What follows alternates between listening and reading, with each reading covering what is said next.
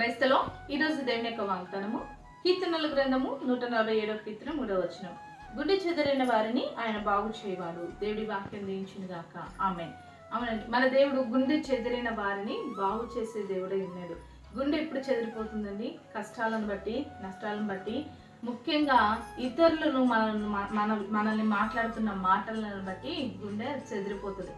శరీరానికి అయిన గాయమైనా మానుతుందేమో కానీ హృదయానికైన గాయము ఏమాత్రము మానదు. అది మందుల వల్ల మానేది కాదు, వైద్యం వల్ల ఆ యొక్క గాయము తగ్గేది కాదు.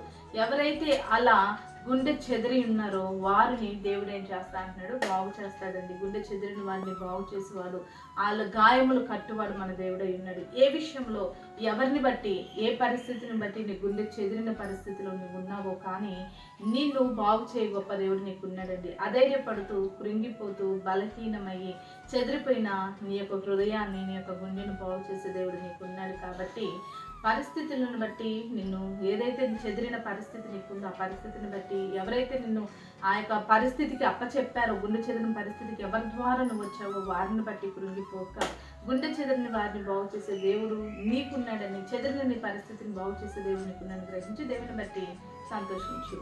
అటు రీతిగా దేవుడు నేను దీవించింది గాక. ఆమేన్. ప్రార్థన చేసుకుందామండి. సకల ఆశీర్వాదాలు కారణభూతులమైన మా ప్రిపరలో పుట్టండి. యొక్క ప్రార్థన లభిస్తున్న ప్రతి బిడ్డ జ్ఞాపకం చేసుకో. ఏ విషయంలో వారి గుండె చెదిరిన వారిగా ఉన్నారో వారిని బాగు చేయండి, వారి కట్టండి ప్రభావ, వారి జీవితంలో ఆనందం కలుగ చేయమని యేసు నామములో ప్రార్థిస్తున్నాం తండ్రి. ఆమేన్.